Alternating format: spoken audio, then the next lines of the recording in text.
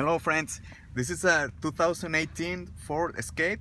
We're gonna be showing you how to set your clock, alright? When you got it off the right time. Now, right now it's 12:33, okay? Right now it's 12:33, and you can see the clock over there.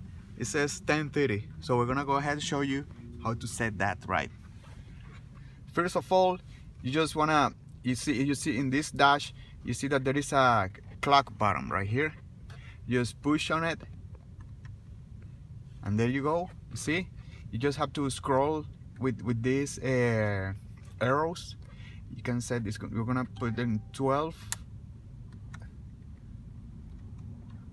Then you go to the minutes and 33, and then you hit the clock button again.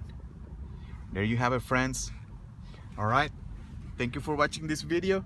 Hopefully you can set your clock yourself, and see you next time.